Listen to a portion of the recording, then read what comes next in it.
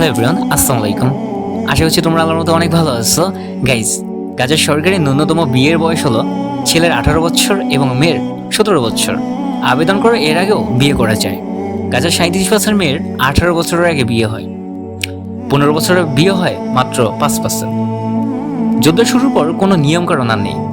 যুদ্ধ শুরু হওয়ার আগে এভারেজ দিনমোহর ছিল $5,000, যা সাধারণত পুত্রের বাবা মা পরিশোধ করত, অন্তত একটা বড় একটা অংশ।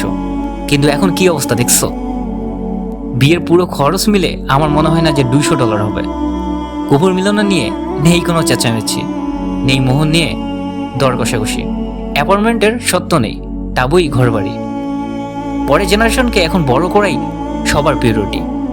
যুদ্ধ একজন বালককে পুরুষ বানায়, আর সেই যুদ্ধই কেবল পুরুষের যথার্থ মূল্যায়ন হয়। প্রিয় বন্ধু, একটা আবার ভাবো, এখন যদি আমার বাসায় আব্বু আম্মুকে আমার বিয়ের কথা বলে, তারা তো ডাইরেক্ট বলে দেবে, তুই কি করিস, নিজেই তো খাও বাপের হোটেলে, আমার বিয়ে করবে। কিন্তু আল্লাহ বলেছেন, তোমরা বিয়ে করো, রিজিকের ব্যবস্থা তিনি করে দেবেন। ভিডিওটি ভালো লাগলে লাইক করে দিও, খারাপ লাগলে ডিসলাইক করে দিও।